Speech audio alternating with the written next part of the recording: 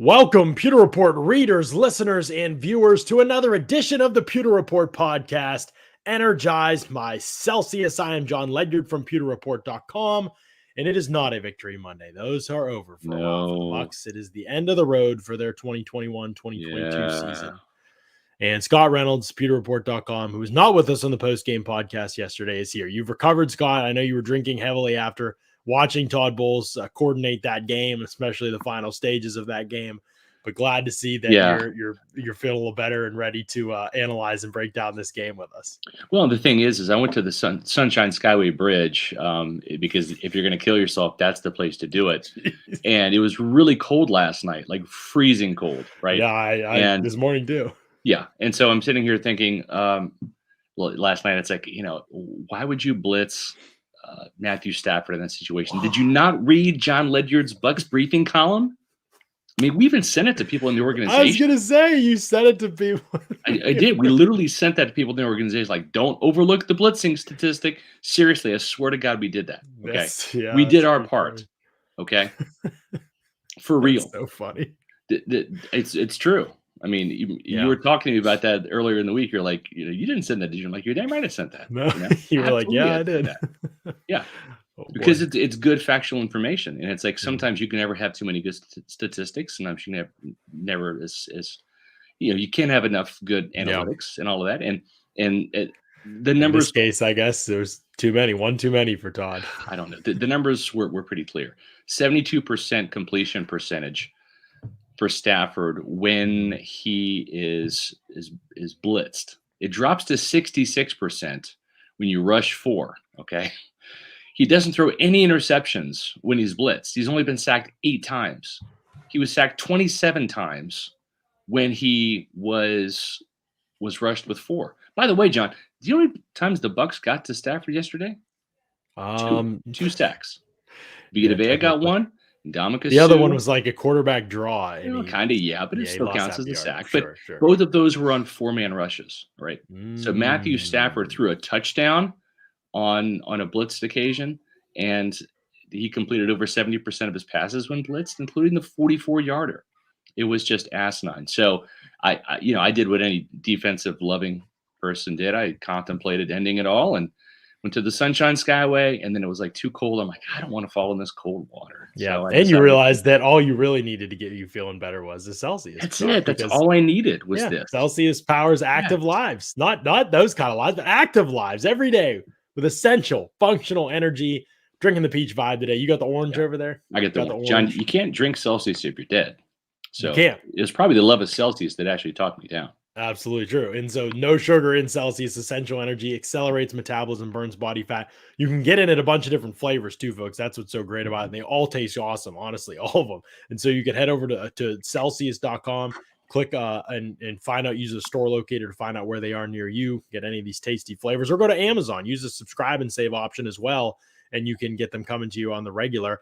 Also, got to mention the fact that fast protein bars are blowing up right now. They are the big thing. Celsius has these available as well, the white chocolate cookies and cream and the caramel peanut crunch. Right now, you can get them for 20% off on Amazon. It's a terrific deal. You have to use the promo code 20FASTSTART, but these are great. They're filling. Their taste wonderful. They can literally replace sweets in your diet. That's how good they are. You talked about a great grab-and-go snack on the road. Right, if you're getting ready for a road trip, if you're heading out to work, if the kids are getting ready to head off to school, one of these, it's almost like a meal replacement bar. For me, it is, just because it's so sweet. It tastes like a candy bar, but it's packed with protein and low sugar. Yeah, they're the best. They truly are. So go over to Amazon and use that promo code 20FASTSTART. That'll get you 20% off. And by the way, if you're looking for the link, it's just right in the YouTube description. You can just roll right down there, click on that link, and it'll take you right to where you need to go to get yourself some tasty protein bars. Let's get to some of these thoughts in the comments. Today, by the way, on the show, we are going to talk about this loss a little bit. We're going to continue to revisit it, talk about kind of the best and the worst from the loss. And then we're going to talk about moving forward, what it looks like for the Bucs coaching staff through the rest of the offseason, and then into next year, obviously, what that'll look like for next season. And with that, we'll be sprinkled in our insights from player interviews today, player exit interviews with us. Today from Zoom. A lot of good stuff for sure. A lot of news. And so we'll talk about those things. And then just projecting out through the week, if you're here with us at the beginning of the show, checking out what we're doing, Wednesday we'll be back. We'll have Monday, Wednesday, Thursday again this week because we have the Sunday shows. Then next week we'll transition to Monday, Tuesday, Wednesday, Thursday, and it'll be back in our off-season schedule.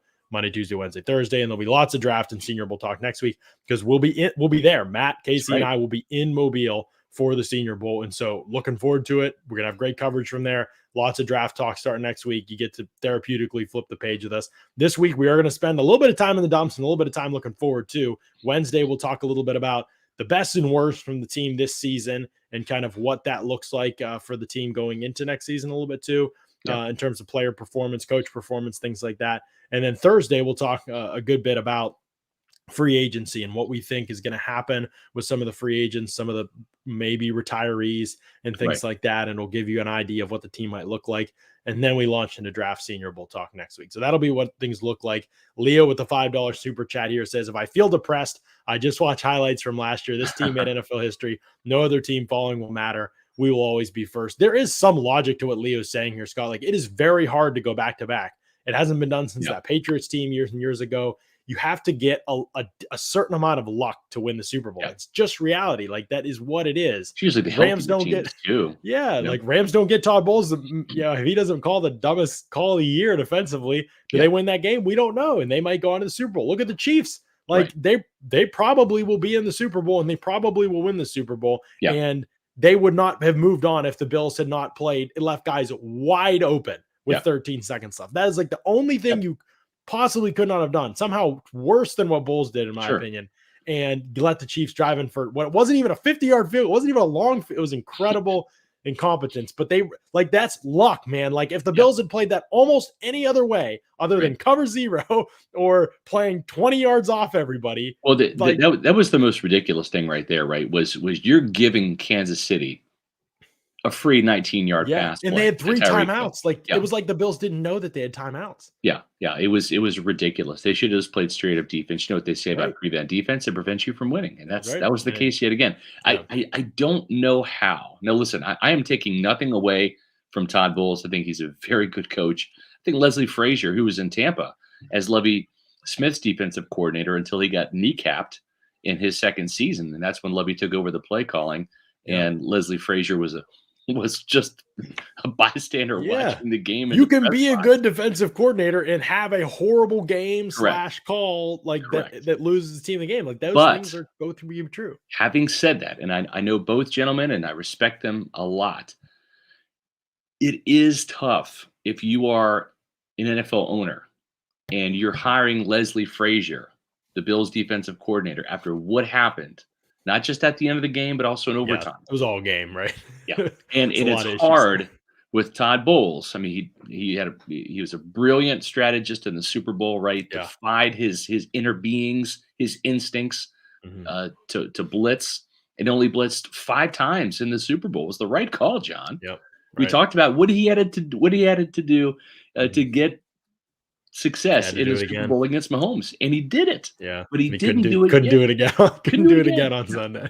So, having said that, it's tough for NFL owners, I think, to hire either one of those guys on the heels of this, knowing that at their introductory press conference, right? It's like someone in the media is going to say, Leslie, like what happened at the end of that Chiefs game? Todd, what happened? What was the call at the end of that Rams game? I don't know.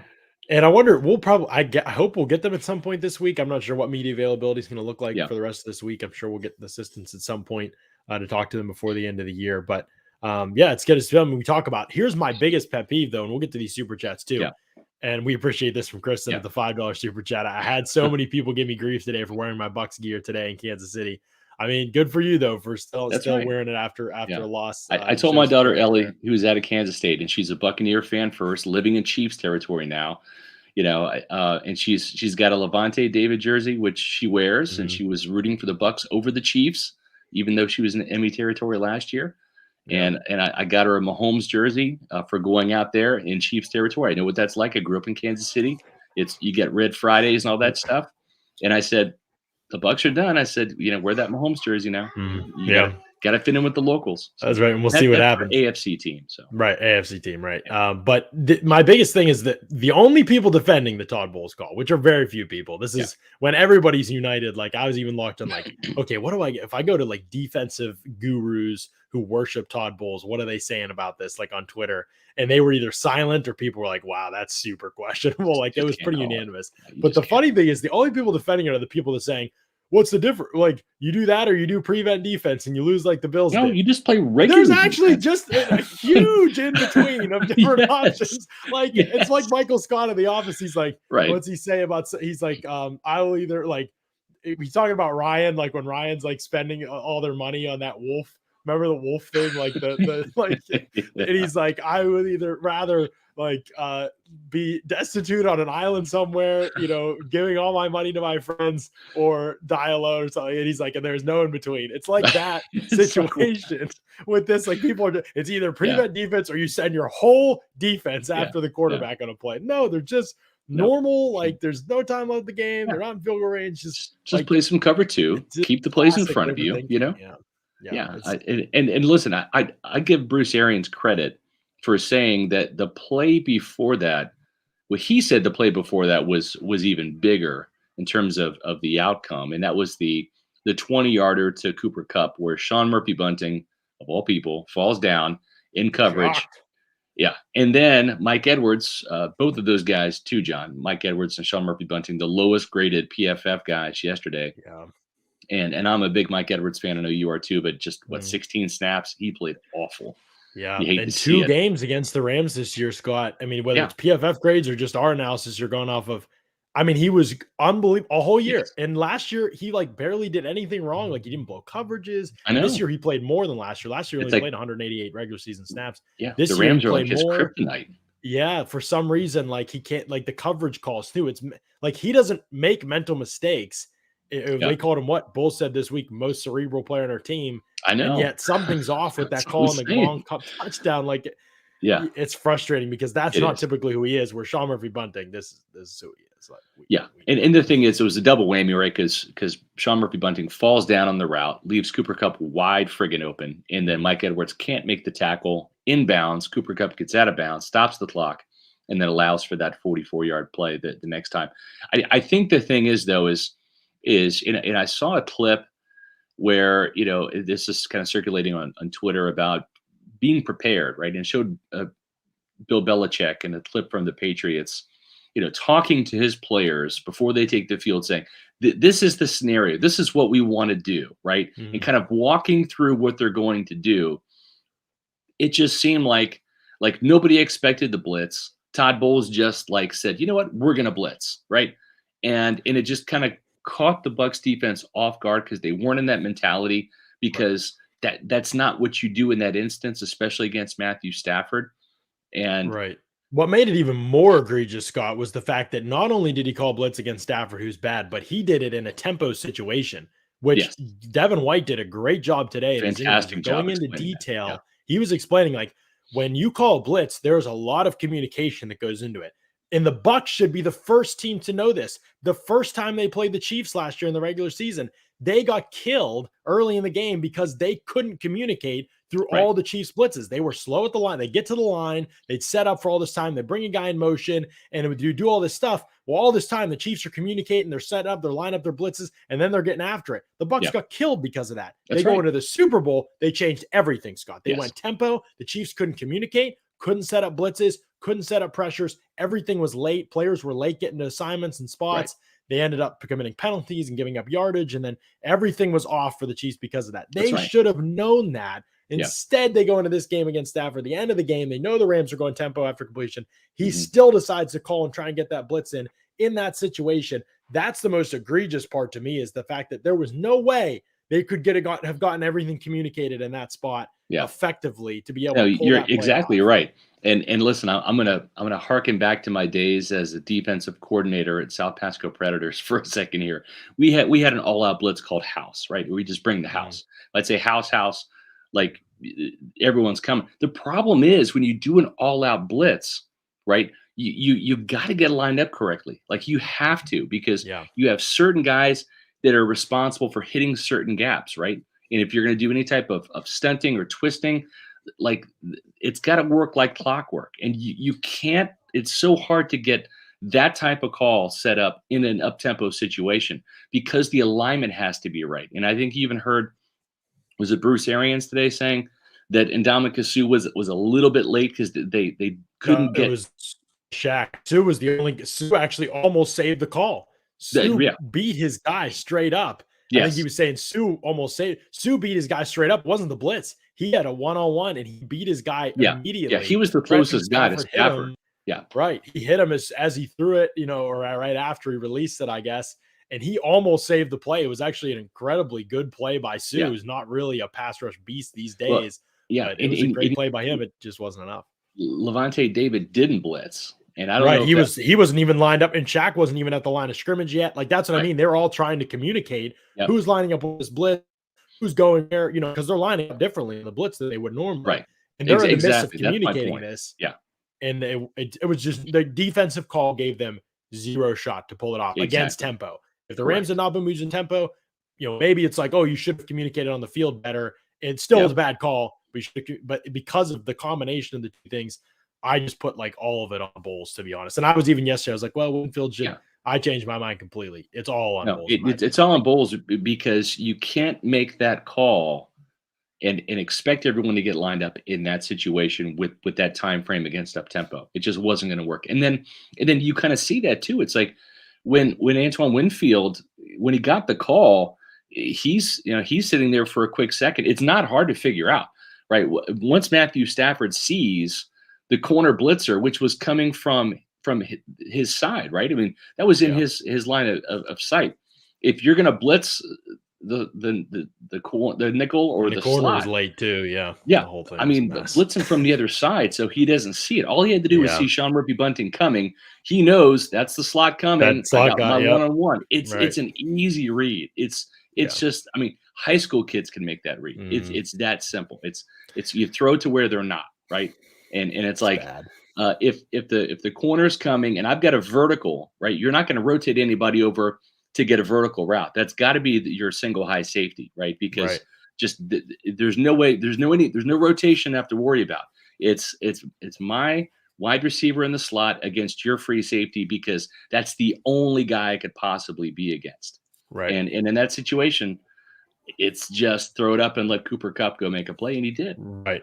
Terrence has a $10 super chat, and I think we've talked so much about Bowles. I think everybody knows where we stand on it, and we'll keep talking about because we'll talk about Bowles a little bit at the end and about what might be next for him. Terrence says, and we appreciate Terrence is always giving us great super chats, man. Awesome Bucs fan, we really appreciate it. Final 2021 thoughts, part 1. Yesterday was sad, but this team is never going to win the Super Bowl with the injuries they had and AB leaving. Only thing I'll say about that is I think the Bucs would have matched up a lot better. Now, I think San Francisco is creative and tough still, in terms of play calling. But because you can affect Jimmy so much with pressure, and the 49ers offensive line has clear weak spots, like Shaq Barrett would have had a field day. Trent Williams is injured right now, too. And he's injured, yes. And Debo's not 100%. There's some factors in there. I do think there was a good chance. Like, I think the Rams are going to beat the 49ers. I think there was a good chance the Bucs could have gotten to the Super Bowl. Oh, I agree. Win the Super Bowl this year with the injuries they had against what will probably be the Chiefs? I don't think so, but I will just say that once you get there, you never know. Then I'll say about part 2 here. Todd Bowles' defense is bad if he can't get pressure. Sure, we've talked about that at length. I don't necessarily think Terrence is wrong about that. I think he's right about that, especially when they face good quarterbacks. One thing I will say here, Scott, that I'm thinking a lot about going into the offseason. Yeah. Bowles blitzes more than anybody, right? Okay, we know that going in, but eventually there's going to have to be a reckoning with him of saying, okay, I can't blitz this much because you could see so many cracks in the defense this year. They faced the worst slate of opposing offenses all year long, and they still were not like the top of the league defense. Like, at least they could have been like the Bills faced weak offenses all year long. They were at the top of the league in every category defensively. Yeah. Like, so it may have been some fake stats, but the Bucs couldn't even get there. So it was like, okay, now I look at him and I say, okay, he's bad if he can't get pressure. True. He has to find a way to be able to get pressure with 4 more often. And then I come to the players, and I don't think this is anybody's fault. Right. There's 2 points that I have to make here. I don't think the Bucs have an elite one-on-one pass rusher on their team. Agreed. I still think Shaq Barrett's very good. Yep. And when you face bad offensive lines and players, and there's a lot of them, and he's going to be productive and he's going to make game-changing plays and he's going to be effective within your scheme and he's a good run defender. He's a good player to have on your team. He's not that guy. When you face one of the best offensive lines in the league, like the Saints or the Rams, he's going to get locked up. Or even the Eagles, even though we said, asterisks with that performance because of the way they played it. Those are guys who are going to beat him more often than not. Right. Just the physical limitation of who he is. There's nothing wrong with that. I'm just saying that's the limitation of who he is. The other part of it I'll say is two more things. There's no great pass rusher, like I said, but Vita Vea was dominating yesterday. He had a matchup he could win. He was dominating, and they played him 47% of snaps. I know you have thoughts on this too. We're going to get into that today. I think it's absolutely absurd. Last point I'll make is things could change if Joe Tryon-Shoyinka can take a leap and actually play his position in year 2. He has the physical athleticism, size, demeanor, all of the traits that you want in terms of a player who could become a one-on-one pass rusher even against top talent. We kind of saw that early in the year in week 3 when he faced Whitworth and beat him a couple times. He didn't get enough reps this season, and there's a lot of reasons for this, and some of them might be good, that he didn't get enough reps to really develop as a true outside pass rusher all season long. He's got work to do in the offseason. The upside is through the roof. Oh, yeah. I don't think they have like that great one-on-one difference maker right now, but Joe Tryon-Shoyinka developing next year could give them a better 4-man pass rush than they've had at any time Bowles has been there. They've always gotten sacks. I totally agree. The problem is they give up a lot to get them. They give up a lot in the passing game to get those numbers. I agree. The Steelers had the same problem for years. And I agree with you that up front, they don't have a Warren Sapp type who is outstanding against the run and an elite pass rusher, right? They have elite explosive 3 technique type of player. It's a lot of run stuffers, some power rushers. Yeah, and so is that, I guess, 2-part question for you. I don't want to hear your thoughts on the Vea snap thing. The second part of it is, because we'll just see on JTS, but I think we both agree on his upside. The second part of it is, do you think the Bucs should prioritize a different player type? They just don't have a type even at defensive tackle that would be a great pass rusher, really. Yes, they should. I mean? Yes, the problem is this is back to back. This year's defensive tackle class, and I've really done like some advanced scouting on it, prep work for the Senior Bowl and the East West Shrine coming up next week. It is awful. It's probably as bad as it was last year in terms of talent, quantity, and quality. It's just bad. If you look at the rookie class this year, it's horrible. So exactly what we said scouting last year is played out perfectly. So they're going to have to look at free agency, I think, to really solve the defensive tackle situation. And what I mean by that is Ndamukong Suh is going to be a free agent. He might retire. Steve McClendon, I think, will probably retire. And Will Golston, I think, will be back at age 30. He's a defensive end in this scheme, but it's really a defensive tackle. He helps. So, I mean, Nacho helps. All those guys are good players. Right. But I don't think they have to break the bank. But correct. They're not a Geno Atkins. They're not a Fletcher Cox. Those type of quick twitch, penetrating guys that can beat offensive linemen one-on-one and get to the quarterback. It's mostly power with Suh and Vea. That's how they get their sacks. What I'd like to see is I think it's time to move on from Jason Pierre-Paul. I just do. I think his body might be done. He might be done. Yeah. Last year, remember he said after the season, I want to play till I'm like 35, 36. He was talking about this year. He's like, I got to take some time and think like. You're right. He's 33.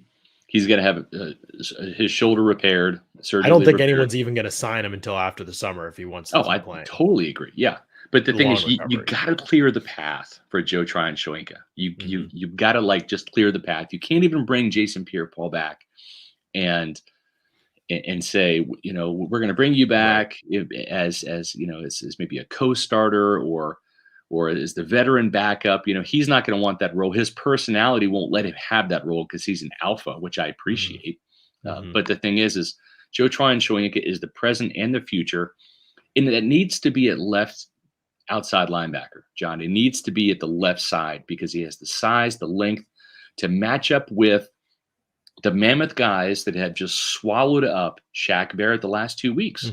Lane Johnson and Rod Havenstein, right? And Ryan Ramczyk with the Saints is another guy. They're massive monsters at right tackle. They're big physical guys that are just massive with long arms. Folks, Shaq Barrett's 6'2", 250. And I'm 6 foot, about 215, And Shaq's not that much bigger than me. When I'm in the locker room, and I haven't been in the last couple of years, but he hadn't grown. But I mean, Shaq Barrett is not a big guy. He's not going to overwhelm. Look at his body. He's Humpty Yeah. Dumpty. Like, he just doesn't have like one of those forms. He's got a quick get off. He's got a quick get off. He's a very instinctive player. But I go back to that 19 and a half sack season, John.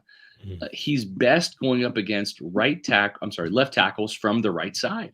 So put him there. That's the side that Jason Pierre-Paul prefers. That's the side that he pretty much, as the alpha in the room, said, I'm playing this side. And Shaq, being a great teammate, said, okay, because Jason Pierre-Paul's a more accomplished player, right? Right. But listen, man, you're the franchise guy now. You're making $18 million a year, right? Right. You get to determine where you play. You play on the right side. Joe Tryon-Shoyinka, you're getting reps on the left side. Doesn't mean you can't switch back and forth to create some different looks and matchups and stuff. I'm all in favor of that. But your home base is on the right side if you're Shaq Barrett in 2022. And for Joe Tryon-Shoyinka, you've been moved all around. You've become a jack of all trades, a master of none. It's time to master a position and be a double-digit sacker, because that's what you can be. Real quick, when it comes to Vita Vea, John, how much is guy getting paid now? Dude's getting paid a lot of money, Scott. Okay.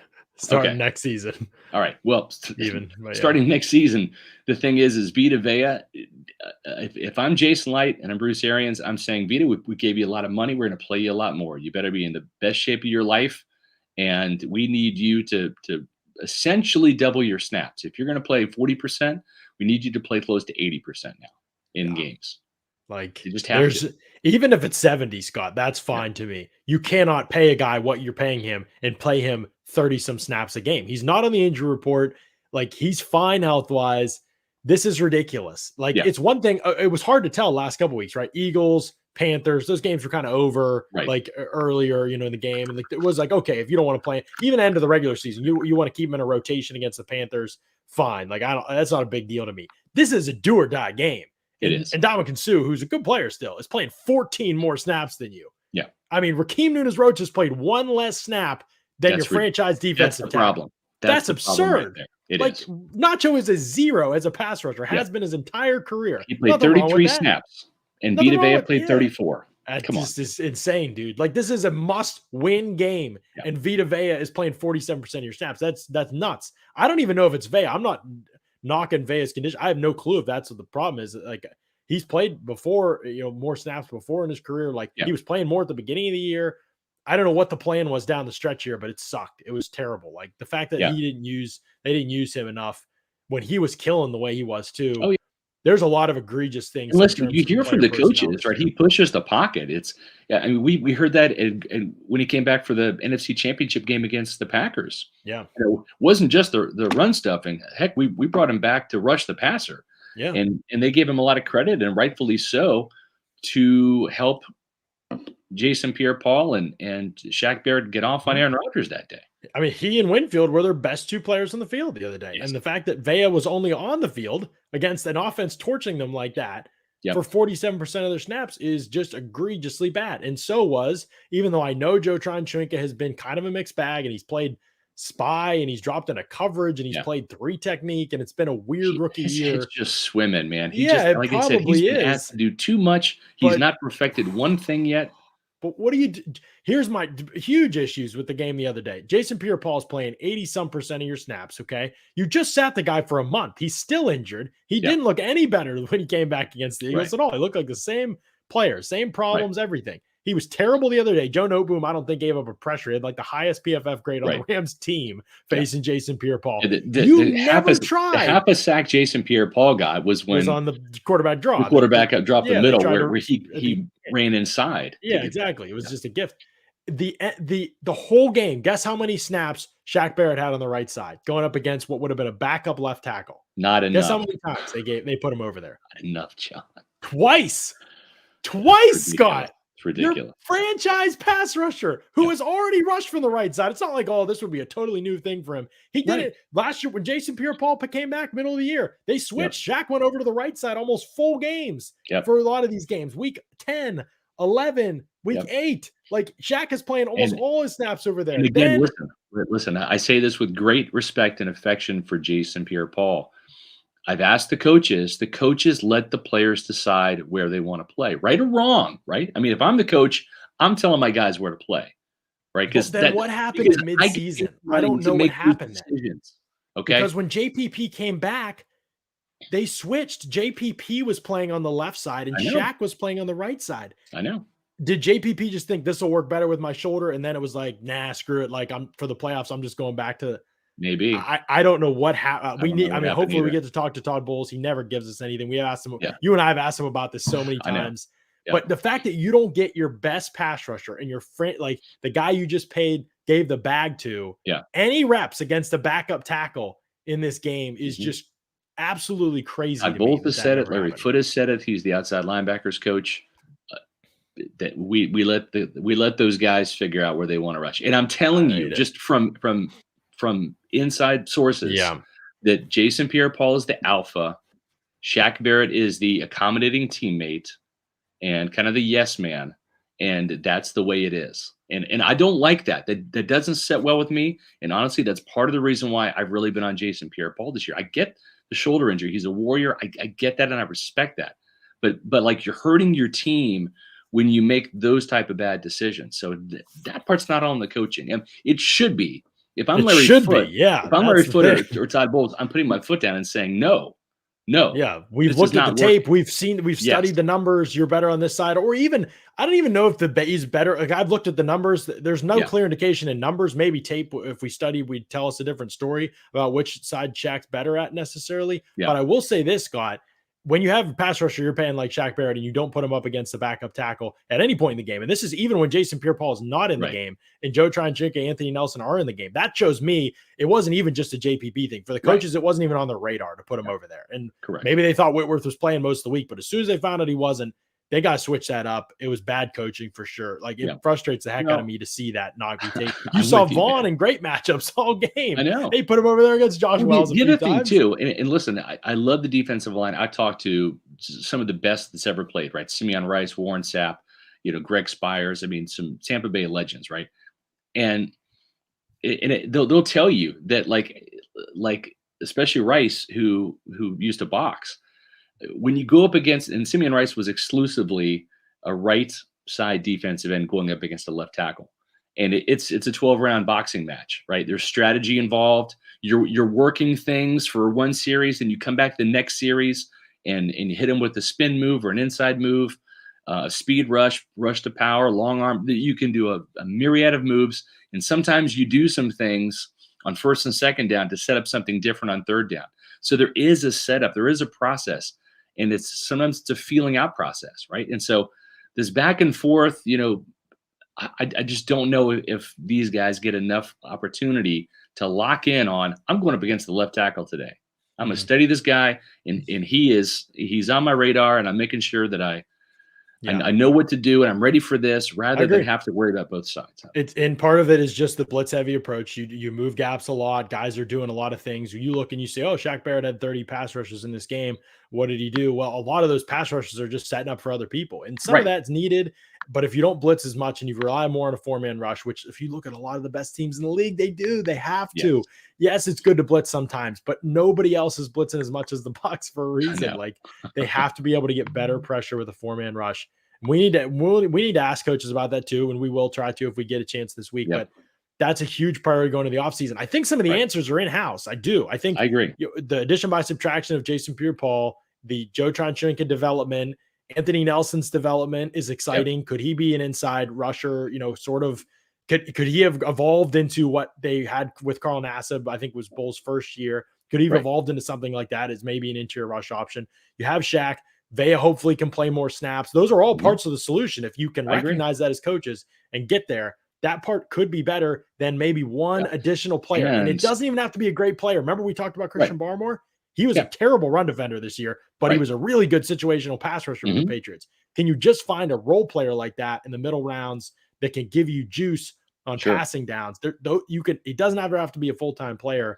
But I'm also in favor of going out and getting another outside linebacker. If you are going to part ways with Jason Pierre-Paul, go out and get another young pass rusher, because Anthony Nelson will be entering. Be entering his contract here next year. Shaq Barrett is under contract for the next 3 more years, but he's turning 30 this year. So, he's at the peak right now, right? At some point in time, he's going to be on the other side of the mountain sooner rather than later, given his age. But start that process now, because it's rare that you have guys like Micah Parsons that just burst on the scene, right? We even saw Joe Tron and Shoinka, where after that Patriots game, John, I think we were talking 6, 8, 10 sacks maybe for the guy. He wound up with what? Only one of 4. And if he just tackles better, he has 8 at least, Correct. But that's but part it of the way takes some time. So start that process now. Get another guy in there. Yep. And I'm down with that. They started at perfect timing with JTS. I think he'll be, again, I think year 2 for him will be, they'll have him in a role. He'll be a starter. He'll develop a little bit more in the offseason. There'll be good things from year 2. He's just wired right. He's got all the traits. I'm high on the upside. Me too. I'm high on it. So, and that could be a difference-making type of player in year 2 for them. If we appreciate these super chats too. We're getting a bunch of these. Let's get to some of these real quick. Rams lose to the Chiefs in the Super Bowl. I hope so. I'm rooting for the Chiefs. I've got some good friends in the Rams organization. Kevin Demoff, the chief operating officer. Raheem Morris, obviously, both those guys were the Bucs before, but I look at the Rams as like the new Saints. According to what's happened here, this is 3 times in a row now. For the last 2 years, the Rams have had their number, and they're going to play the Rams next year too, John. So, yeah. By the way, JC remembered that full quote. I would rather go broke betting on my people than get rich all by myself on some island like a castaway, and there's no middle ground. I love the office. Great. Thank you, JC. This is part of the challenge of this offseason. We'll be evaluating some things like that. How many answers do we have in house? How many do we not necessarily? But the whole Rams thing is fascinating because the Rams have tried to do what the Bucs did last year. Like basically, now the Rams have been trying to do it for a long time. People need to recognize that the Rams have been loading up for a while. They didn't do it all in one offseason like the Bucs did, but they were going all in back with Goff. And then the Goff wasn't the guy. They made it to a Super Bowl. Goff wasn't the guy. They retooled. They've been all in. They've given up 7 years worth of first round picks now. Right. Like, this is insane. And so their goal is a Super Bowl. But I do wonder if the Bucs and Rams go back to back years and teams start to say, you know what, it doesn't matter. Like draft capital don't matter. I know the Bucs didn't trade a lot of draft capital, but draft capital don't matter. If you get that quarterback, it changes things for you. If you have the coaching, you have a scheme, you have some of that stuff, and you have talent, and you get that quarterback that takes you from good to great, then it might be worth whatever you have to give up. And then you could see a crazy offseason. Russell Wilson, Aaron Rodgers. You can see a lot of movement. Hopefully they go to the AFC. That'd be awesome. Cameron with the $5 super chat. Horrifying O-line performance. Some guys understandable, but what happened with Donovan Smith? We talked about this some on the pod last night, Scott, and you and I know have discussed it a little bit. Just going down the offensive line real quick from what I saw live, PFF grades, and I'll rewatch the All-22 obviously later this week, but seemed like Josh Wells obviously was very bad, but he also was playing through a serious quad injury. He came out of the game at one point. And he had an ankle injury too. Yeah, and he had an ankle injury. Like he was not right. And so, yes, he probably still would have not been great, but I'm not going to be very critical of him. He actually left the game, went to the locker room, came back. He gutted it out, man. Like tough performance. He was limping after a ton of plays. Yeah. It just sometimes it catches up with you. Right guard, Kappa was honestly fine. I don't know how they left him alone all game. But I know the situation. Like they didn't go after him. Kappa might have been the cleanest, performance of the game. I'm not saying the best, but the cleanest. I mean, again, like he and Marpet early in the game, maybe 1 or 2 things, but he got it together. Jensen really struggled. The injuries. Yeah, I think it was disappointing with Donovan Smith. And Donovan Smith was bad. But we talked about this a little bit. The worst type of matchup for him in the league might be Von Miller. Players who he can stop inside moves. He can sit down on power. Okay. But the problem he struggles with is speed bend at rushes around the edge. He tries to push everybody up wide. Experienced guys. Yeah. Experienced guys. Right. Like Brian Burns will try him but he pushes him wide and Brady never gets deep in the pocket. So they can survive it. But against Vaughn, he's just too crafty. And the other thing too is keep in mind you've got Aaron Donald coming up the middle, so there's no room for Brady to step up. Brady has to stay there. And it's a 1-2 setup, right? Yeah. Brady basically couldn't move at all in the pocket because he couldn't go backward at all. And then going forward, you have to slide away from Donald almost all the time because Donald is either penetrating on one side of the guard or getting through clean. So it was just a nightmare situation for quarterback. Yeah. Do you think Devin White will fix his issues? You know what? I will say this. I was very proud of Devin White for answering the questions the way that he did today. Now, talk is cheap, right? It's all about action. But I will say this: I was pleased with what I heard from Devin White in terms of being accountable, and I think that he said that he needed to be more consistent, and he needed to be more disciplined. More disciplined, yeah. And he really went into that, John. And what I liked about that was he said verbatim what you and I and others have been saying about Devin White, which is he comes in too out of control, and he's his own worst enemy. He overruns the play. He overthinks it. Sometimes he gets caught in no man's land. And I think he admitted that. It's like, I'm either thinking or I'm going way too fast. And he's got to find a way to kind of marry those two. And the other thing, too, is he kind of told on himself a little bit. He was doing some things different last year that produced a better result. Then he didn't do those things this year, without getting into specifics. And it didn't get the results that he wanted. So it was a much more revealing interview with Devin White than I expected. And I liked what I heard. And sometimes the finality of it also, sometimes it's hard to stop a train when it's moving, right? But when it stops, then you can kind of analyze things. And so I hope this is the key to unlock the better Devin White in 2022, John. Yeah, I agree with you about that with Devin White. The way that he answered today definitely seemed like he understood. He's so odd because, if publicly, if anything's said, he bristles and acts like, on Twitter and everything, like, oh, the haters that are out there, like blah, blah, blah. And it sounds like he's not being accountable. Then when you ask him point blank, he's very honest and kind of open about what he needs to get better at. And he obviously likes playing this high risk style. He kind of indicated today, he said, I think God's given me every gift to be a great player. And he's probably right about that. But yeah, he admitted that he needs to learn when to temper it down. And so I don't know though, but 3 years in, this was a very disappointing year. Typically you're on the way up after year 3, not back down. And he was back down this year. And it was just, even when there were good games and moments, it wasn't dominant. It wasn't consistent enough. There was nothing to indicate that he picked up where he left off in the playoffs last year. So definitely concerning stuff, to say the least. Listen, and I say this with respect, and I also say this because this COVID situation over the last couple of years has created a huge kind of divide between the players and the media. We don't get open locker room. We don't get the off-the-record conversations. We don't see these players. There's no rapport. So this is pure speculation, but I say this having talked to some guys in Tampa Bay that have gold jackets that also won a Super Bowl, okay? These are Hall of Fame players that told me after the 2002 Super Bowl, guys that have been to many Pro Bowls, right? I got it, Coach. Coach, I got it. I got it. Okay. Just won a Super Bowl. I got it. Yeah. And I wonder if some of that didn't creep into a young, ego-driven Devin White. And nothing wrong with an ego. You got to have it when you play in the NFL, especially if you're a star.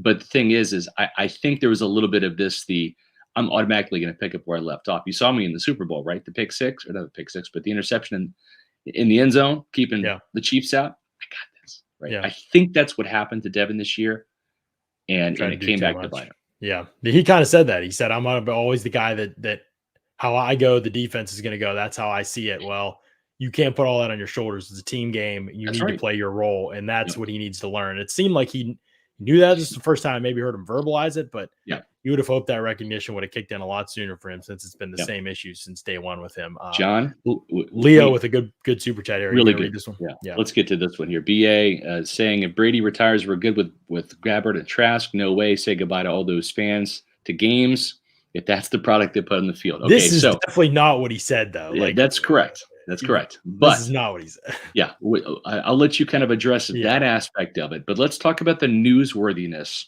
that Bruce Arians came out and said today. He's going to take over the play calling duties if Byron Leftwich moves on. Yeah.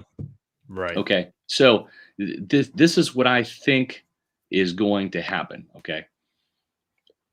If Byron Leftwich moves on, and I suspect as you do, he gets that Jacksonville Jaguars job. Okay.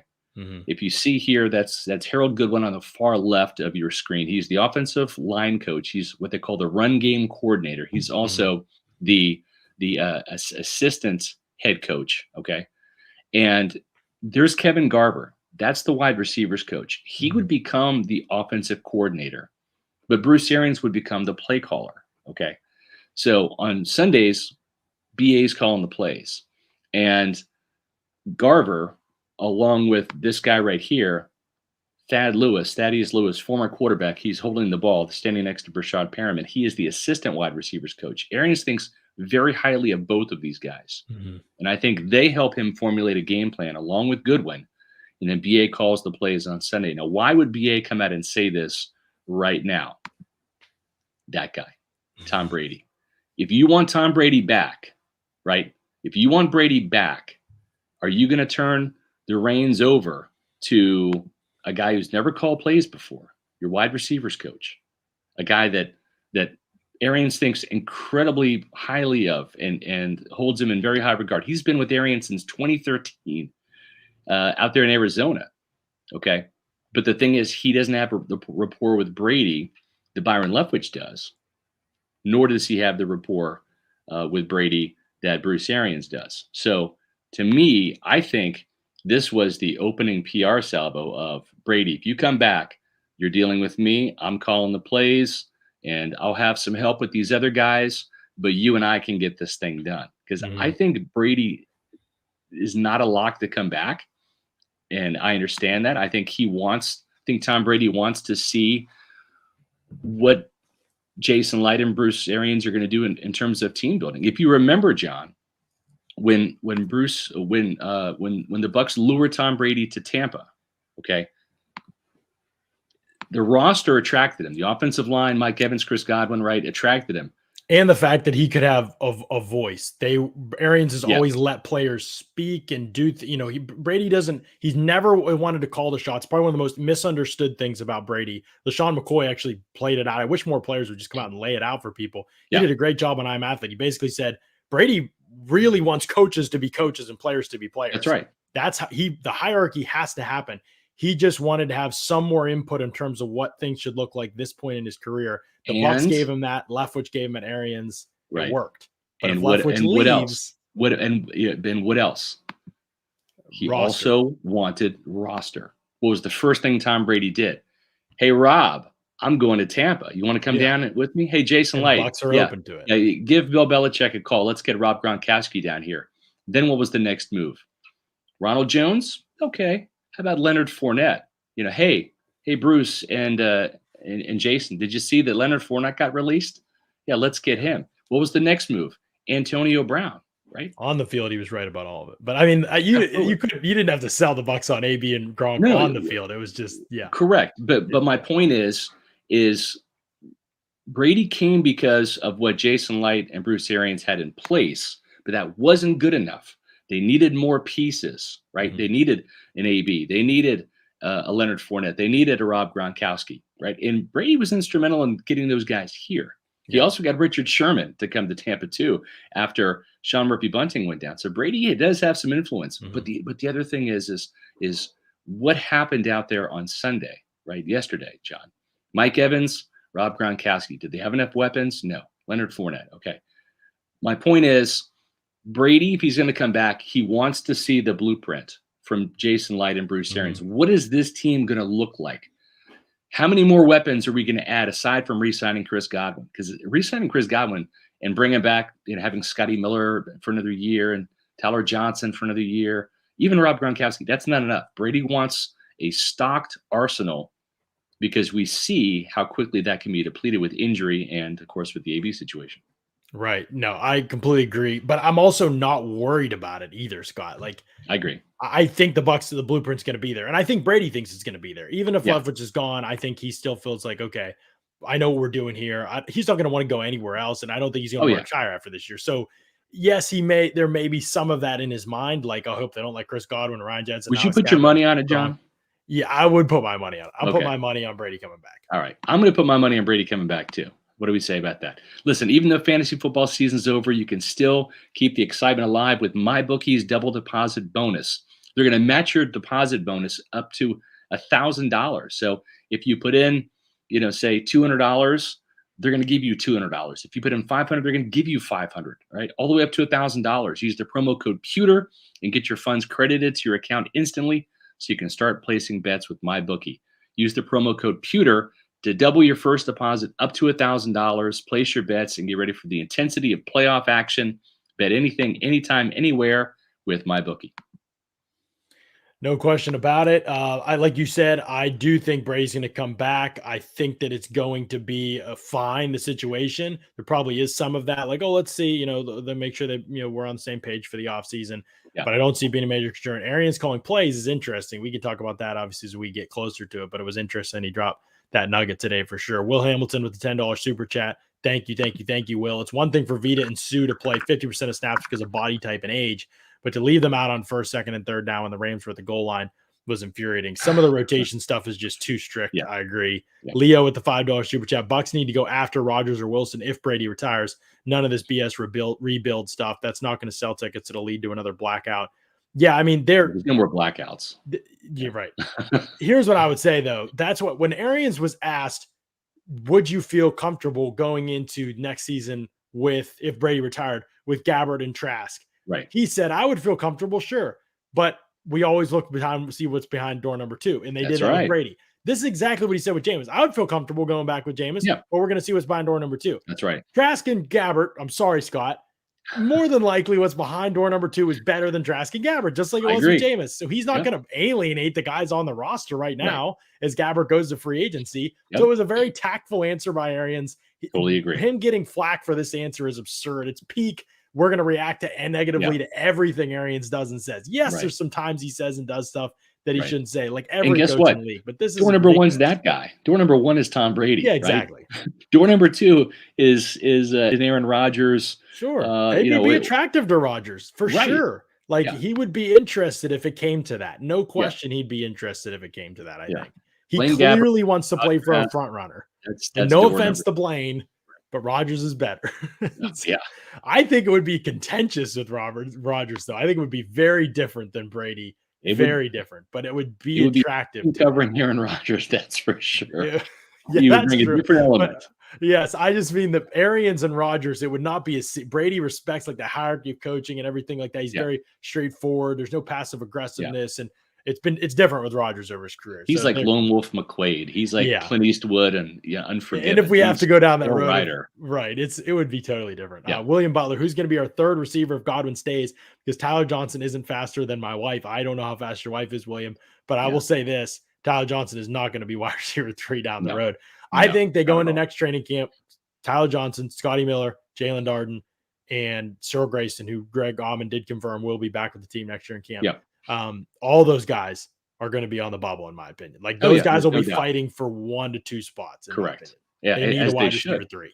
Totally, as they should. And I think that this is a draft that is loaded at wide receiver. That's where my draft evals are starting, Scott. I'm looking at all the Senior Bowl wideouts. Loaded at wide receiver. And there's some good ones in the Senior Bowl. And it's a deep class. You're gonna find some good guys in the 4th round. Keep in mind, Chris Godwin was a 3rd round pick, right? At the beginning of the 3rd round.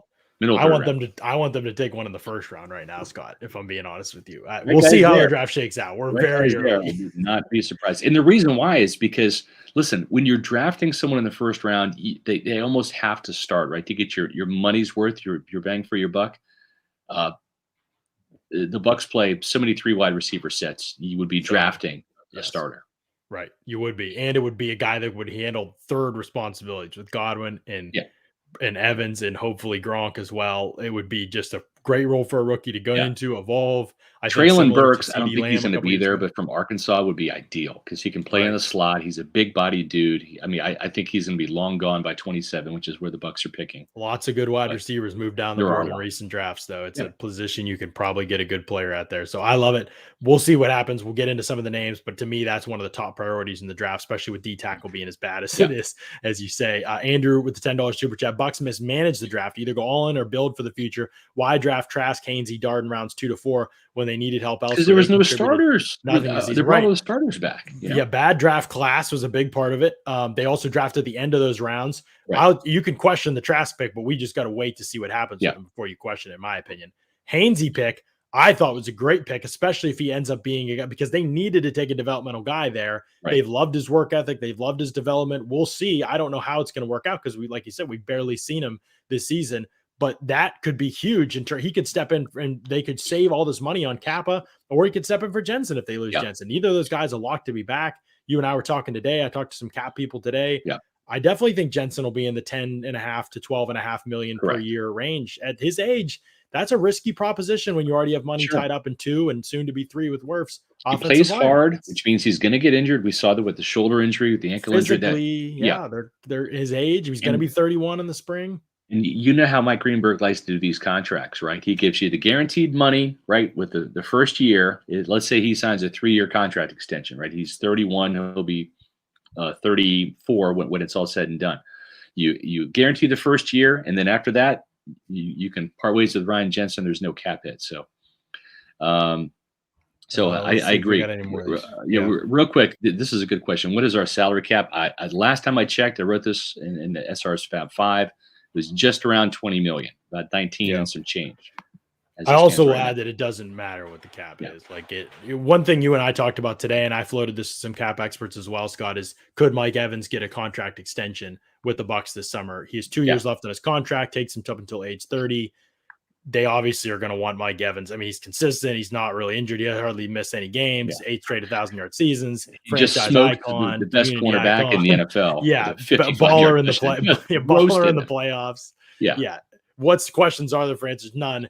Both sides should come to the table this summer and say, hey, let's put 2 more years on this deal. Let's take you till 32, the end of your career. You're being a lifelong Buck probably as long as you want to play. We'll keep adding on and restructuring and all that. Like that just makes sense for both sides. Cap people I talked to said absolutely. It's for sure going to be should be on the table. Both sides should come and have that conversation. Could help him out with this year's contract too. I agree. Terrence, thanks for that super chat.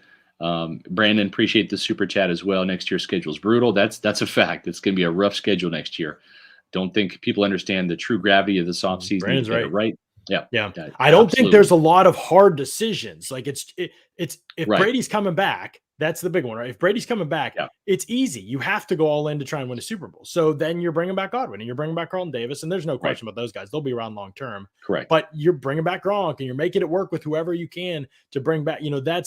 It's kind of easy. And then if you do all those things, you don't have roster rolls. You kick the can down the road. Cap is going to get interesting in a couple of years, but not they haven't been doing this for years like the Saints, so it won't be that bad. But but this year it's not that hard. You bring back all the good players and you need a wide receiver 3 and maybe another rusher and maybe another corner and everything else you could probably make work, so that's kind of the situation. I think the thing too is going back to 2002 when the Bucs won their first Super Bowl, right? It wasn't the Mike Allstotts, the Rondé Barbers, the Derek Brookses, the Warren Sapps, the John Lynches that won the Super Bowl, right? Because they had those guys in 2001, John. They had them in 2000. They had them in 1999 when they lost the NFC Championship game. It wasn't those guys that won the Super Bowl. It was a team sport, but it was the Simeon Rice. It was Brad Johnson at quarterback, right? It was Keenan McCardell. It was Ken Dilger, right? It was Greg Spires. It was the free agents that they brought in to take. They had plenty of A players, right? And this team has got plenty of A players, but they've got some C players that need to be replaced with B players, right? At certain spots. That's why the Bucs won the Super Bowl, because in 2002 and also last year there were just wholesale changes with Brady coming in and Gronk and all that type of stuff too. But that's what Super Bowl teams do. Is they have their A players, their core, their nucleus. That means you're going to get to the playoffs every year. But if you're going to go to the Super Bowl and win it, you got to eliminate the C players, replace them with B players. Right. And then That's exactly right. Take 1 or 2 B players and coach them up and make them A players. Put them in positions where they're A players. That's how you win championships. Right. And Matt's right. With this $5 super chat, they got to get it together. But at the same time, I don't think there's drastic changes for the most part. Like a lot of the play, honestly, in some ways, it's good. Like Rojo, OJ Howard, like what if these guys had balled out this year? Then you'd have harder decisions. They kind of all confirmed they're not guys you want to resign. OJ Howard, Rojo, Jason Pierre-Paul, like you feel really comfortable moving on from those guys, I think, after this year. Whereas last year coming out of the year, you were like, oh, Rojo almost rushed for 1,000 yards. OJ Howard started the year so hot. If he's fully healthy, Jason Pierre-Paul was a Pro Bowler, Now it's like, okay, you waited these guys out. Their contracts didn't run too long. You didn't jump to anything, and now they're off the books, and you could probably bring in somebody that's as good or better for cheaper and be fine. So you could have some addition by subtraction with this roster. I At agree. tight end, at depth wide receiver, Yep. at the edge rusher. Anthony Nelson played 10 snaps the other day. He looked like a player for the last 2 months. No. Jason Pierre-Paul is not. I don't think he's Yep. ever going to be a starter, but a guy you want to have on the field I agree. in situational play, sure. So there could be some of that too. Yep. I got to finish up here real quick, but Terrence with a $10 super chat, I want to make sure we get to part 2. Brady's elite and isn't going anywhere. Completely agree. We didn't get to it enough today, but what he did in those circumstances against that pass rush down 27-3. I know they got some breaks to get the ball back as many times as they did, but under siege the way it was bonkers to watch. Reports of the demise of the Bucs Super Bowl window greatly exaggerated.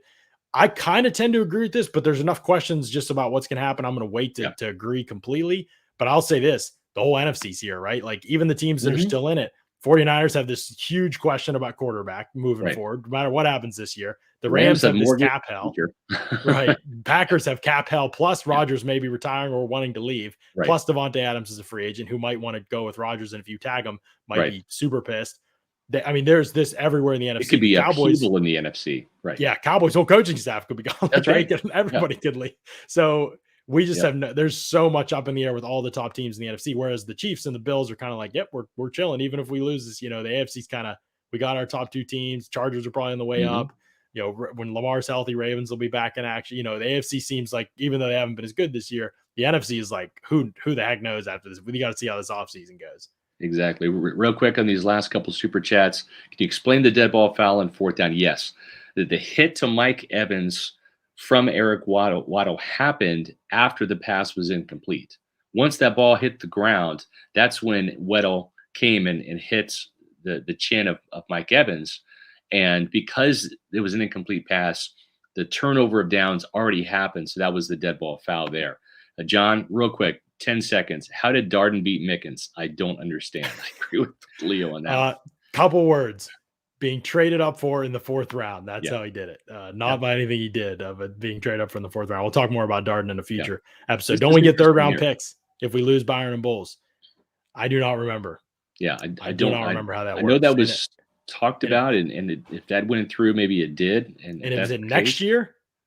I think it would be next year. I don't think it would be this year's draft. Yeah, I'll look into that. That's a good question, Mike. Very good I will question. look into that, to try and remember what that looks like. Well, listen, I don't know if we got every super chat, but we tried to. You guys were awesome. Unbelievable. Yeah, absolutely. And listen, we greatly appreciate the super chats that we get. Got another one right here, too. Thank you all. Really wished they lost 2 touchdowns now. But listen, that comeback was something for the ages. If you want to give us another form of donation, if you don't have the means to do super chats here on YouTube, you can go to pewterreport.com/donation. You can make a one-time donation for as little as $10, and you can donate as much money as you want. Think of it as like an internet tip jar. If you like the Pewter Report podcast, if you like the SRS Fab 5, if you like John's Bucs Briefing, all of the content we produce, please consider donating to help support pewterreport.com. All the money we get goes right back into the podcast and the website. Greatly appreciate it. Go to pewterreport.com/donation. You can sign up to be a monthly subscriber for as little as $3 a month. Yep. It's absolutely awesome stuff. And we have 15 articles or more maybe now up on the site since the game ended last night. More coming, so, including my more coming conversion. Yeah, so we've got a bunch more John, cooking for tomorrow. First mock draft coming out Thursday. Draft coming. Yep. 7-round more pods coming Wednesday at 4, Thursday at 4. Great stuff coming. Subscribe to the Pewter Report TV YouTube channel. Hit the like button on our videos. Give us the thumbs up. We greatly appreciate it. Y'all are awesome. Thanks so much for listening to another edition of the Pewter Report podcast.